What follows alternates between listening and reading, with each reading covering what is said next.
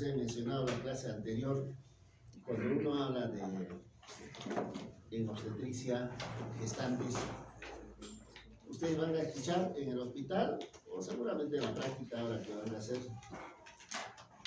o se divide a la gestante de esta manera, ¿no? Primera mitad del embarazo, segunda mitad del embarazo. Entonces, uno se preguntará, ¿y cuántas semanas dura el embarazo? ¿No es cierto? Porque primera mitad, segunda mitad, no es igual porque dure 10 semanas, 20 semanas. Si es 10 semanas, será 5 semanas, primera mitad. Si es 20, será 10. ¿Cuántas semanas dura el embarazo? 38, 39. 37 y 42. ¿Qué más? Yo creo que ahora sí ya podemos cerrar la puerta, ¿no? Sí. Ya, ahora sí vamos a cerrar la puerta. ¿Cuántas semanas dura? Sí, puede ser, pero estamos hablando. ¿Cuántas semanas durará? 40 semanas. 40 semanas. Un embarazo, 40 semanas. Estamos hablando de un embarazo promedio, o sea, un embarazo está programado para que el niño salga a las 40 semanas. Entonces, si es primera mitad del embarazo, 20 semanas. Segunda mitad del embarazo, de 21 a 40. Una serie de patologías en la primera mitad. Por ejemplo, aborto, embarazo ectópico, enfermedad trofoblastica gestacional. Segunda mitad, ya aborto ya no, embarazo ectópico ya no, mola ya no. Puede haber, pero raro. Entonces, segunda mitad será pues preeclampsia, eclampsia, HELPS, DPP, placenta previa, ya otras patologías. O sea, con ese fin se agrupa a las gestantes. Primera mitad, segunda mitad. Otra forma de agruparlo. Primer trimestre, segundo trimestre, tercer trimestre. ¿Cuántas semanas será primer trimestre? Si estamos hablando de 40 entre 3, ¿cuánto será? 13.3. Primer trimestre. Gestantes menores de 13.3. Segundo trimestre. Ya pongan de 14 a 28. Más o menos redondeando. Tercer trimestre. De 28 para arriba. Ahora, esa clasificación también tiene un sentido, tiene su sentido. ¿Por qué? Porque vamos a hablar de, acá está, por ejemplo. Segundo trimestre, lo que hemos dicho, 14 a 28, por decir, ¿no? ¿Qué hacer en ese trimestre? ¿Qué hacer? Solo por tenerles, acá está, esta palabrita. Cuando uno no conoce, yo puedo pedir una ecografía morfológica a cualquier edad. Cualquier edad. Y no es así. La ecografía morfológica se puede hacer o se debe hacer solo en esta edad gestacional. 18 semanas a 24, ecografía morfológica. ¿Y qué significa ecografía morfológica? Una ecografía que debemos de hacer para detectar malformaciones congénitas. Ahora, eso no lo puedo hacer 30 semanas, 35. Me pueden enviar, pero muy tarde, no lo voy a ver. No lo voy a ver aun cuando tienen. ¿Aló? Entonces, no lo voy a ver. ¿Por qué? Porque luego vamos a ver en qué posición está. ¿Cómo estará el chiquito dentro del útero? ¿Cómo estará? ¿Cuál es la posición fetal? Perfecto, pero ¿cuál es la posición fetal? Entonces, ¿cómo estará? Entonces, por la misma posición fetal que dice, la posición fetal es así, ¿no? Flexión. no lo voy a ver cosas, porque esto me va a tapar esta parte, esto me va a tapar de repente esto, no lo voy a ver. Posición fetal. Entonces, el feto intraútero está así, flexión completa. Flexión completa. Esto está así, esto está así, esto está así, y está así, o está así. Flexión completa. Entonces, cuando uno habla del segundo trimestre, entre 18 semanas, 24 semanas, ustedes que van a estar en periférico, pueden pedir una ecografía morfológica. ¿Todas deben tener una ecografía morfológica? Sí, posiblemente. Pero más será pues las gestantes que tienen factores de riesgo como para tener un feto con malformaciones fetales. Entre esa edad gestacional. Entonces a veces las chicas, las de obstetricia piden ecografía morfológica, 35 años, semanas. Ya no encaja. O de repente a las 10 semanas, tampoco no. Esa es la edad, ¿no? Semana 20. Esto ya hemos visto, movimientos fetales percibidos por la madre. Y uno puede determinar latidos cardiofetales con estetoscopio o con el pinar también. Con el pinar. Semana 24. ¿Qué hacer en la semana 24? En la semana 24 el dato importante es esto de acá. Detección de la diabetes. Entonces, ustedes han llevado ya endocrino, hayan hablado sobre diabetes, en obstetricia se habla diabetes pregestacional y diabetes gestacional. ¿Qué significa? Mujeres que ya tienen diagnóstico de diabetes, antes del embarazo. Eso es fácil, ¿no? Pero otro grupo de gestantes desencadena el embarazo, la diabetes durante el embarazo, diabetes gestacional. Entonces, ¿para qué sirve este dato? Si yo veo una mujer y me parece que tiene factores de riesgo para diabetes gestacional, porque pregestacional ya la misma paciente sabe el diagnóstico. Entonces debo de descartar diabetes gestacional, el primer descarte a las 24 semanas. Viene a las 24 semanas, veo que es gordita. Puede tener diabetes gestacional. Pido su análisis de laboratorio, vendrá el resultado, tiene o no tiene. Y seguramente después vamos a ver, seguro puede estar, si es que sale negativo a los 24, no, puedo repetir a las 28 semanas. Otra vez, 28 semanas sale negativo, pues ya no hay. Entonces, 24 semanas, detección de diabetes gestacional, y a la vez, a esta edad gestacional, puedo administrar primera dosis de antitoxina tetánica. Ahora me imagino todos ustedes, las chicas estamos hablando, todas tienen pues ya su vacuna, ¿no es cierto? Pero antes, a veces en el campo no tenían. Entonces, esto era la edad gestacional en la que había que administrar el toxoide. Había que administrar. ¿Cuál era la idea? Evitar el tétanos neonatal, el tétanos puerperal, y peor todavía en esos tiempos cuando el parto era en casa o el parto era en el campo, y en el campo a veces las chicas, es parte de la historia del Perú y de la medicina también, las señoras pastando sus ganados. Y venía el dolor de parto y ellas mismas atendían en el campo, ¿no? ¿Y con qué cortarías el cordón umbilical? Con piedra. Con lo que encuentres. Teja, vidrio, piedra. Con eso. Por eso que en esos tiempos, estamos hablando de hace 25, 30 años, cantidad de tétanos neonatal. Ahora poco se ve, ¿no? Tétanos puerperal.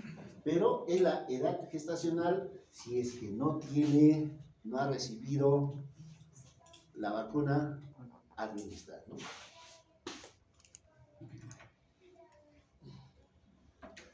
...28 semanas, segunda dosis de toxoide tetánico y profilaxis RH negativo, o RH. ¿Qué significa? Una mujer RH negativo su pareja RH positivo y existe la probabilidad de que el producto de la gestación tenga RH positivo, será positivo. Porque si es RH negativo no habría problema. RH positivo. Pero ¿cómo saber? A través de una prueba. No sé si en laboratorio les han mencionado, a través de una prueba que se llama la prueba o el test de Coombs, C-O-O, indirecto, en este caso sería indirecto, a través de la prueba de Coombs indirecto. Cuando nace, puedo hacer esta misma prueba, la prueba de Coombs, ahí sí, directo, porque estoy sacando sangre del feto. En este caso, en lo primero, estamos sacando sangre de la madre. Entonces, a 28 semanas, hago eso, hago una ecografía. Acá la ecografía a los 28 semanas ya es para otra cosa, o en el tercer trimestre, a partir de 28 semanas, ya para otra cosa. Ya no es morfológica, ya no es para determinar edad gestacional, ya no. ¿Para qué sirve la ecografía? Evaluar el crecimiento, ver el crecimiento, determinar la presentación del feto, determinar la posición fetal. Para eso ya la ecografía. Ya no es morfológica, tampoco es para determinar edad gestacional. Tercero, en el tercer trimestre, todas las gestantes deben de recibir clases, charlas, talleres de psicoprofilaxis. Entonces, ustedes van a Belén Pampa, 28 semanas o más, psicoprofilaxis. ¿Para qué sirve eso? Para que teóricamente el parto sea sin dolor. ¿Qué le enseñan? Cómo sentarse, cómo echar, cómo respirar, cómo pujar. O sea, les enseñan. Y hay una diferencia, uno ve en el hospital. Mujeres que han recibido charlas de psicoprofilaxis, mujeres que no han recibido, las que no han recibido se quejan un montón. No saben pujar, se quejan mucho de dolor, no colaboran nada. Mientras las que sí recibieron, están bien. Psicoprofilaxis. Y dentro de los análisis de laboratorio hay que solicitar hemograma, serológicas, puro cultivo, y a las 35 semanas, este es importante, detección de infección vaginal. Infección vaginal. Chile, por ejemplo, en Chile, como su organización en salud está mejor que el nuestro, todas las gestantes, 35 semanas, 36 semanas, buscan infección vaginal, buscan estreptococo beta hemolítico, estreptococo. ¿Por qué les interesa? ¿Por qué es importante saber si tiene o no tiene esta mujer estrepto? Porque el estrepto está relacionado con sepsis neonatal y sepsis puerperal. Entonces, si busco estrepto 35 o más, porque por ahí ya va a empezar el parto, ¿no es cierto? No necesariamente llega al parto 40 semanas, 37, 38, 39. Le doy un tratamiento para estrepto. Y con eso evito que haya RPM, que haya sepsis neonatal, haya sepsis puerperal o una endometritis, luego sepsis puerperal. Evito.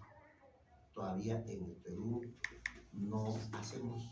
¿Por qué? Porque el control prenatal realmente lo hacen las chicas, las de obstetricia, salvo hospitales que se hace en consultorio de alto riesgo, ¿no? Otra actividad que hacemos, lo que les mencionaba, 24 semanas, 28 semanas, hay que ver el problema de diabetes. Primera análisis a los 24, segundo análisis a los 28. Igual, a esta semana o a esta edad gestacional, 24, 28 semanas, si es que esta mujer no ha tenido vacuna para el tétanos, hay que poner la primera dosis a los 24 y segunda dosis a los 28 semanas. 28 semanas. Con eso completamos. Pero también hay que recordar, si es que esta gestante recibió dosis completa de vacuna para el tétanos, pero ya pasó 5 años, o es incompleta lo que recibió, se puede dar una dosis de refuerzo. Una dosis de refuerzo a las 24 semanas. Dosis de refuerzo. Lógicamente, cuando uno hace control prenatal, lo que ustedes saben en semiología han aprendido, hay que examinar funciones vitales, toda gestante, toda persona que va a un hospital, funciones vitales, ¿no? Hay que pesarlo, examen de mamas, ya les comenté creo que la vez pasada, hay que preparar la glándula mamaria, especialmente el pezón, hay que examinar, prepararlo el pezón. Y en el abdomen, que es lo que seguramente van a ver más, determinar la altura uterina, cuánto de altura uterina tiene, realizar de maniobras de Leopold. Ahora eso de maniobras de Leopold, hoy día les voy a pasar unas diapositivas. Hay que determinar dinámica uterina, significa hay o no hay contracciones uterinas, y determinar frecuencia cardíaca fetal. A nivel abdominal se debe hacer básicamente eso, ¿no? Altura, maniobras, dinámica, frecuencia cardíaca fetal. Y a nivel de la pelvis, porque el examen tiene que ser, si bien es cierto, dirigido, pero también pelvis. Hay que hacer una inspección del introito vaginal. Una inspección, mirar nada más. Y un poquito nos adentramos en lo que es la observación glándulas de esa zona. ¿Qué glándulas conocen en esa zona? Atrás, a ver tú, ¿qué glándulas conoces en esa zona? Una glándula. Una. Glándulas de Bartolino, por ejemplo.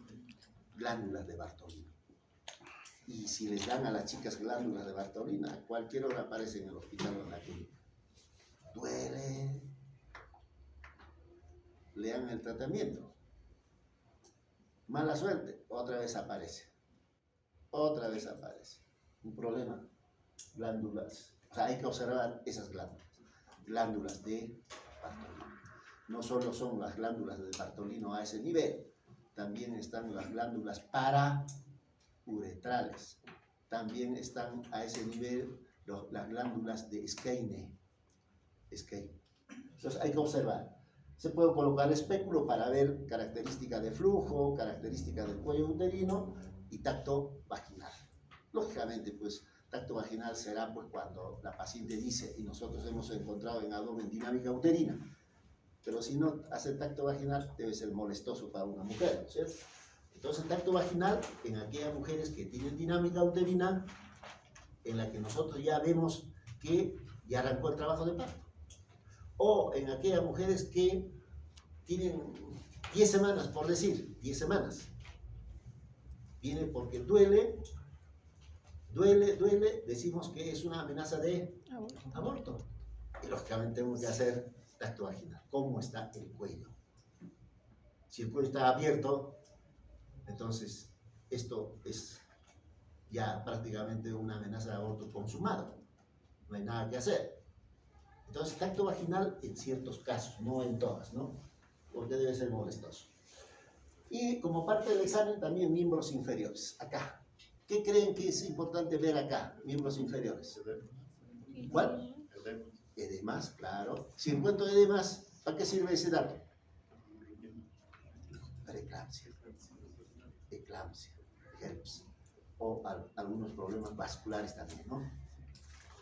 Entonces tengo que ver edemas. ¿Qué más debo de observar? Lógicamente lo que hemos dicho, problemas vasculares, los varices. Varices. ¿Qué más debo de hacer? Examinar en miembros inferiores. Los reflejos. Reflejos osteotendinosos que les ha enseñado.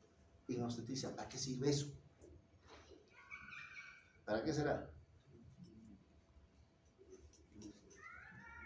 Los reflejos osteotendinosos aumentados están relacionados con preeclampsia. Entonces, si yo tengo edema de miembros inferiores, la paciente dice que me duele la cabeza y los reflejos están alterados, preeclampsia.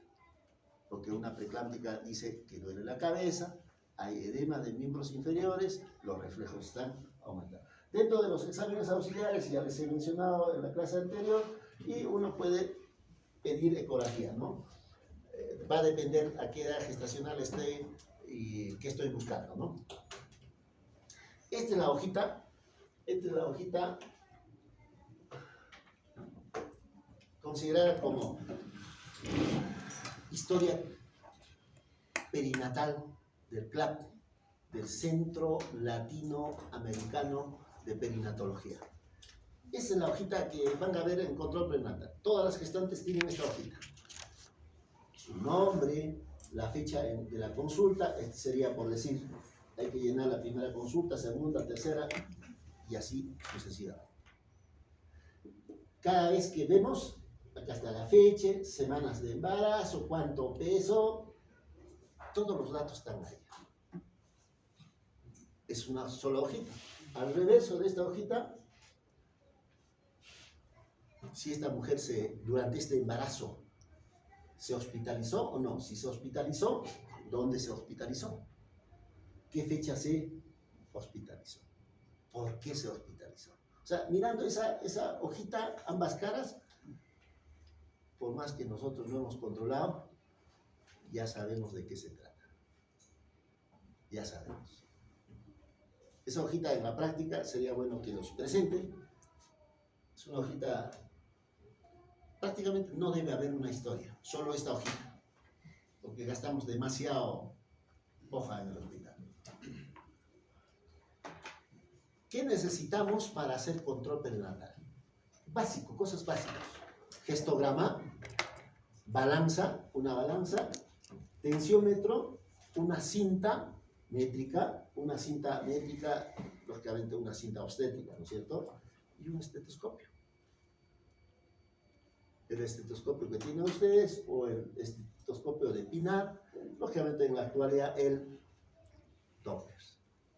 Eso nada más. Eso lo vamos a tener en cualquier sitio del Perú, en la zona más alejada de las ciudades. Esto es el gestograma. Entonces, el gestograma, como dice ahí, es un disco calendario. Es un disco.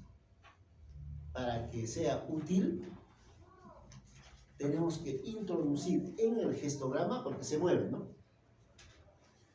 ¿Cuándo ha sido su fecha de última menstruación? Pero interesa el primer día de la última menstruación. Introduciendo el primer día de la última menstruación, determino edad gestacional. Puedo determinar, ¿está creciendo bien o no está creciendo bien? Crecimiento fetal. Y también puedo determinar la relación del peso materno para la edad gestacional. ¿Cómo eso? Lógicamente, esto hasta exclusivo, esto será pues hasta hace 5 años, 8 años de repente. Ahora, cualquiera de ustedes, en el internado, en su celular, van a tener un aplicativo. En el aplicativo introduce el primer día de la última menstruación, te sale todo en el aplicativo. Pero eso se utiliza en el hospital, los internos ya más modernos tienen su celular, aplicativo, y tienen que coincidir el aplicativo con el gestograma. Esta es la cinta métrica. Otro instrumento que necesitamos es la cinta métrica. Entonces, como dice ahí, la cinta métrica debe ser flexible. Antes, en mi época, se utilizaba pues la cinta del sastre, ¿no? Entonces, cada uno íbamos con nuestra cinta enrolladita y más o menos dejábamos así libre a 40 centímetros. 40 centímetros, después estaba enrollado. Pero ahora no, ya esto es ya fabricación exclusiva. Tiene que ser flexible. ¿Para qué sirve la cinta? Para medir la altura uterina. Mido la altura uterina, tengo tres opciones. La altura uterina adecuado para la edad. Altura uterina menor a lo esperado. Altura uterina mayor a lo esperado. O sea, determino tres cosas. Si está dentro de lo esperado, feliz, ¿no es cierto? Pero si es menor a lo esperado, ¿en qué pensar? Porque la idea es, ¿para qué sirve? ¿No? ¿En qué pensar? Tendría que pensar en restricción de crecimiento intrauterino. Entonces, indirectamente me está diciendo que este feto no está creciendo. O, si es mayor a lo esperado, tendría que pensar en macrosomía. Macrosomía. ¿Solo macrosomía? No, pues. ¿Qué otra cosa más pensaría? Embarazo doble. O embarazo triple. Macrosomía, embarazo múltiple, porque será mucho líquido también, bastante líquido. ¿O será que la edad gestacional nos hemos equivocado, mal dato la paciente? O sea, varias cosas. Pero de esos, debo de pensar en una macrosomía. Como ven ahí, si yo pienso en restricción, tiene una sensibilidad y una especificidad. Una especificidad hasta 91%. En macrosomía, igual, una sensibilidad 92, especificidad 72. Sí, solo medir la altura uterina. Lógicamente me permite relacionar la edad gestacional, porque a través de la cinta puedo decir, tiene 30. ¿Cuántas semanas tiene? Midiendo nomás puedo decir cuántas semanas tiene. Por eso que si yo mido adecuadamente, puedo determinar por ahí también edad gestacional, ganancia de peso materno, peso fetal estimado. Peso fetal estimado. O sea, varias cositas me dicen, ¿no? O sea, no necesariamente debo tener un ecógrafo para decir cuánto está pesando. No. ¿Está adecuado o no está adecuado? No. Con una sola cinta puedo hacer. Esta es la técnica, ¿no? Lógicamente la gestante tiene que estar en decúbito dorsal. Se supone, este es el huesito del pubis, ¿no? Ahí pongo el 0, jalo al fondo uterino. Y, como ya les mencionaba, decúbito dorsal, borde superior del pubis, fondo uterino. Es operador dependiente. ¿Qué significa? No será pues igual, ustedes que van a ir, les voy a decir, hoy miran la altura uterina, están empezando, que un interno ya está un mes midiendo todos los días, un poquito más de precisión tendrán los internos, ¿no? O si comparo con los residentes, primer año, segundo, tercer año, ya será un poquito más preciso. O los asistentes, ya será un poquito más preciso, ¿no? Operador dependiente. Pero es un instrumental que ayuda bastante. Esto es lo que les hablaba. Estetoscopio de Pinar. Estetoscopio de Pinar. Para utilizar el estetoscopio de Pinar, tengo que saber la posición, conocer y saber qué posición tiene el feto. ¿Qué posición tiene el feto? Ahora vamos a ver qué cosa es posición, esas cosas después. ¿Qué posición tiene el feto? Entonces, ¿qué está haciendo? A ver, observadores, ustedes son observadores. ¿Qué está haciendo el operador, el quien está examinando? ¿Y por qué está determinando el pulso materno? Para no confundir. No va a ser que esté ocultando La la aorta descendente, ¿no? Si es aorta descendente, se supone eso que está escuchando tiene que coincidir con esto. Pero si realmente está escuchando latido fetal, eso no va a coincidir con latido materno. No va a coincidir. ¿Cuánto será tu frecuencia cardíaca fetal? 140. 140. Pucha, esta chica está con taquicardia ¿Cuánto será tu frecuencia cardíaca? 60. Este serrano, bradicárdico. Claro, el serrano es bradicárdico, pero no. Les ha dicho en cardiología, me imagino. Claro. ¿Por qué? Porque hay, por la altura. Ya, ¿y qué tiene que ver eso con bradicardia? Nuestro cuerpo se adapta y entre los procesos fisiológicos necesitamos. No creo. ¿Por qué? Pero ustedes han llevado cardiología hace poquito. A ver, les voy a dar algo práctico. ¿Por qué el serrano? Cusco Sierra, ¿no es cierto? Por lo tanto, nadie tiene que ofender el serrano, ¿no? Poco oxígeno, ¿no es cierto? Si hay poco oxígeno, el corazón tiene que para botar pues toda la sangre, ¿no es cierto? Por lo tanto, el corazón, las fibras, el miocardio, grueso, pues, ¿no? Corazón grande. Si es corazón grande, no necesita hacer esto, pues hace para que salga la sangre, ¿no? Basta que haga uno con fuerza. Entonces, el corazón de un serrano es igual al corazón de un deportista. Los deportistas, por el ejercicio que tienen, el corazón es pues poderoso, ¿no? Bradicárdicos. Bradicárdicos. Mientras uno que venga de Lima, por decir, de la costa, ese corazón está medio guaño, pues, ¿no? Entonces tiene que hacer más veces, ¿no? Para poder hacer llegar sangre, oxígeno acá. Entonces, lógicamente, ahora, el corazón nuestro, la frecuencia nuestra será pues 70, 80, 85, por ahí será, ¿no? 70, 75, 80, 85. Seguramente tienen ustedes pulso oxímetro en casa, pongan y ya está. Van a saber cuánto es vuestra frecuencia, ¿no? Pero el feto no. El feto no puede tener 80, 70, 90, 100, no puede tener. Porque si tiene eso, es bradicardia fetal, se va a morir. O tiene algún problema de formación de corazón, malformación, o problema de conducción también.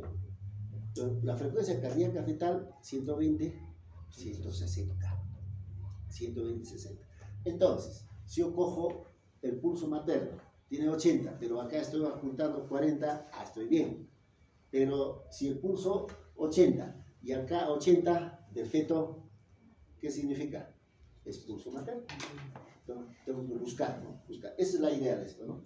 Este es el estetoscopio de Pinar.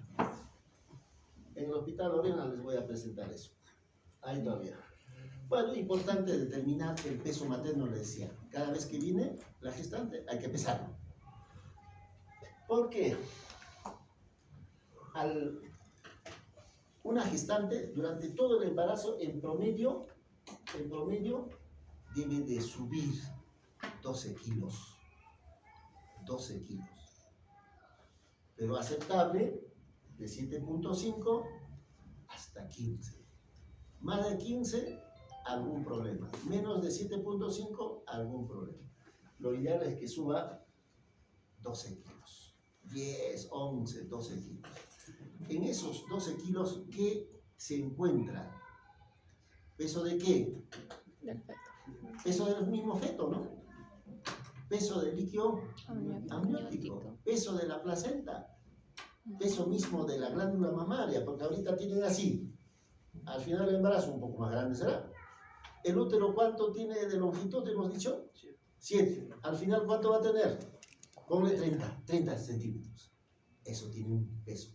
O sea, todo eso está acá en este de 12 kilos. Entonces, el peso varía en función a la edad y en esos valores. Entonces, en esa cartilla que les he presentado, hay también un cuadrito como esto. Hay un cuadrito.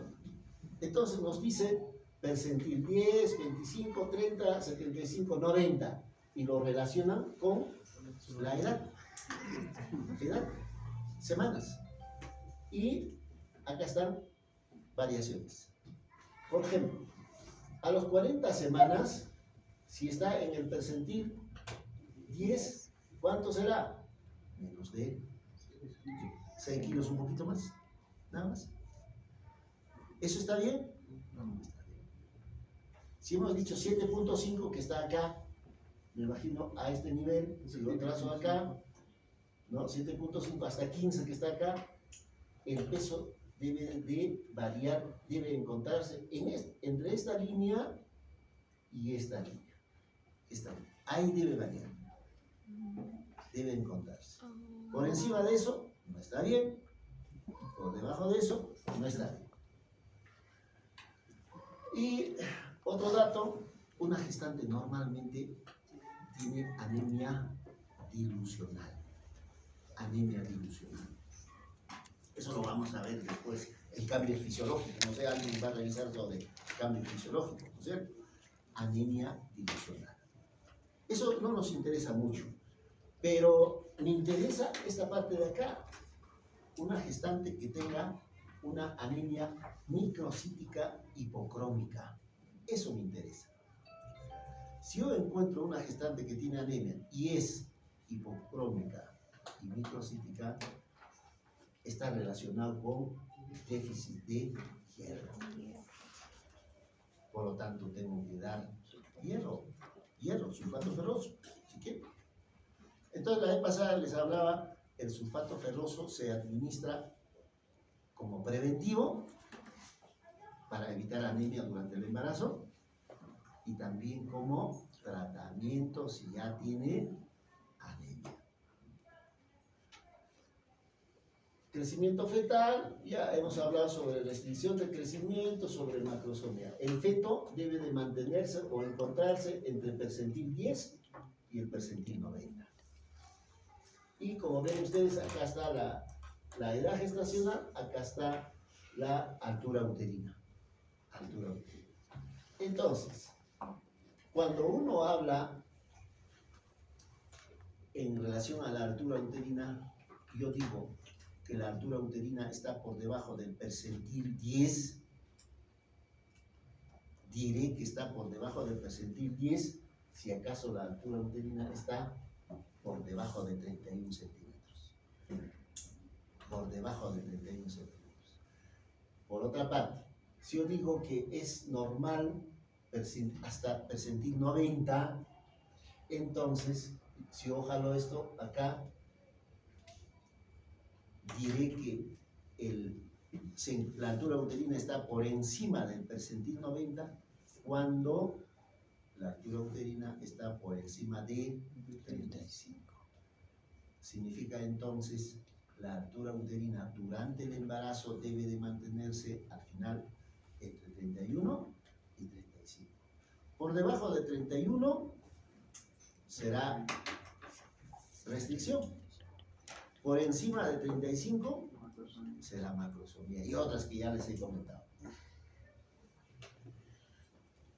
Este dato es importante. Embarazo a término, otra vez, la altura uterina debe encontrarse entre 31 y 35. Mayor de 35, pensar en feto grande, hidrocefalia, embarazo gemelar, polidramios y lógicamente macrosomía, ¿no? Y por debajo de 31 o 30, restricción de crecimiento, puede ser un embarazo pretérmino, por lo tanto parto pretérmino, oligohidramnios también. Entonces, este dato es preciso. ¿Por qué nos interesa descartar, saber si un feto tiene restricción o tiene macrosomía? ¿Por qué? Porque si es restricción de crecimiento, hay mayor mortalidad perinatal. Se mueren más. Por lo tanto, si yo encuentro que el peso está por debajo del percentil 10, pensar en esto y buscar factores de riesgo de restricción de crecimiento intrauterino. Y cuando uno habla de factores de riesgo, hay factores de riesgo que son modificables y factores de riesgo que no se pueden modificar. Entonces, las modificables actuaremos, significa cambiaremos el factor de riesgo. Pero si no son modificables, lo único que me queda es monitorizar y terminar el embarazo. Igual, En caso de macrosomía, lógicamente, como hemos mencionado, cuando se encuentra por encima del percentil 90, mayor mortalidad perinatal. ¿Por qué tiene mayor mortalidad, morbilidad perinatal? Porque si nosotros no nos hemos percatado que es macrosómico y le damos opción a que parto se produzca por vía vaginal, va a tener problemas de distocia de hombro. La cabeza sale y el hombro se queda. ¿Qué haríamos ahí? ¿Qué harías tú, delegado? Ya, la cabeza está ahí. Y el chiquito ni para abajo ni para arriba. ¿Qué harías? ¿Ah? Sí, no va a salir, no sale. Otra opción. Cesárea. Cesárea. ¿Cómo lo sacas? Por acá, si la cabeza ya está abajo. Maniobras para poder. ¿Para que salga por arriba? Ya la cabeza está afuera. Ya se está sacando la lengua. Ya está afuera la cabeza. Pero no sale el hombro. Oye, yo he visto un caso en Lima, ni para abajo ni por arriba. Y se muere chiquito. Se muere chiquito. ¿Qué tienen que hacer? Hay que romper clavícula. Rompe clavícula. Entonces, ¿qué es amplio? Se reduce, ¿no? Y baja. Pero romper clavícula, ¿cómo lo rompes? No es tan sencillo, porque si fuera sencillo, ya logramos romper la clavícula. Hay que saber romper la clavícula, porque al romper la clavícula podemos lesionar el plexo braquial. Y el chiquito va a quedar con parálisis de herpes. Hay denuncias, juicios de eso. Parálisis de herpes. Y eso es definitivo, ¿no? Entonces, distocia de hombro, sufrimiento fetal, depresión neonatal, secuelas neurológicas. Cuando habla de secuelas neurológicas, está hablando a nivel central, y el problema de parálisis de herpes, ¿no? Por lo tanto, el control prenatal es importante. Importante. Si yo digo, yo estoy por decir, en Uchuracay, ¿dónde estará Uchuracay? Geografía, ¿no? Ya, estoy en Uchuracay, no hay hospital, no puedo hacer cesárea. Si yo sospecho macrosomía, tengo que mandar a un hospital. Ya en el hospital que se hagan problemas los ginecólogos de ahí. Sí, porque es un problema ahí. Imagínate, ¿cómo trasladar a una gestante con un niño con cabeza afuera? Bien trágico, ¿no? Exámenes especiales, glicemia, lo que hemos comentado, 24 semanas, 28 semanas para ver diabetes gestacional, FUS indirecta para mujeres RH negativo, esposo RH positivo, PDRL, primera consulta, el último trimestre, lógicamente HIV, hepatitis B, urocultivo en el tercer trimestre o en los 3 trimestres, ¿no? Esos son los análisis que hay que hacer. Y lo otro problema ahora es preeclampsia, ¿no? Preeclampsia. Entonces, acá dice, ¿cuándo sospechar, pensar en preeclampsia? Cuando tengo una presión arterial diastólica mayor de 90, sistólica mayor de 140. Entonces, si yo tengo una presión arterial de 140 sobre 90 o más, pensar en preeclampsia. O otro criterio, aumento de la presión arterial diastólica en 15, mayor de 15, y la sistólica mayor de 30. Seguramente en el internado van a ver, les va a decir, en mi época era bien arrejatable, presión arterial de 140 sobre 90 o más, preeclampsia, recién preeclampsia, pensar en preeclampsia. Pero ahora no. Yo puedo tener una gestante 130, 80 y ser preeclámptica. Incluso hacer eclampsia, incluso hacer herpes. ¿Qué ha pasado? Han cambiado las cosas. Han cambiado las cosas. Entonces, Para que esto valga, 15, 30, para que valga eso, me interesa saber cuánto de presión tenía en la primera consulta. Y eso está en la hojita que les he presentado. Primera consulta, presión arterial, dice. Basta que haya pues un incremento al momento de detectar en la diastólica de 90 menos 15, ¿cuánto es? 75. 75. Y en la diastólica 40 menos 30, 110. Ya puedo pensar en preeclampsia. Y esos datos valen, ¿no? Porque interesa determinar adecuadamente la tensión arterial o la presión arterial, porque genera problemas tanto en la madre como en el producto de la gestación. Hay gente que se muere por preeclampsia, o también niños que se vomitan por preeclampsia. Entonces, si no lo detectamos tempranamente, podemos tener problemas en uno de ellos o en los dos, ¿no? Bueno, esto hemos hablado, promoción de la lactancia materna, psicoprofilaxis que hemos comentado, como parte del control prenatal hay que indicarle el reposo, ¿no? La paciente lo posible el reposo, lógicamente cuanto más avanzado el embarazo será mejor que repose, no viajes. Entonces las gestantes van a preguntar, yo quiero irme a dar a luz a Arequipa, ¿puedo viajar? Entonces tengo que preguntar cuántas semanas tiene o cuándo ha sido su última menstruación, porque si está en el tercer trimestre y en las últimas semanas, tercer trimestre, no. Porque ¿qué tal arranca el trabajo de parto en el camino? Y a veces puede haber problemas.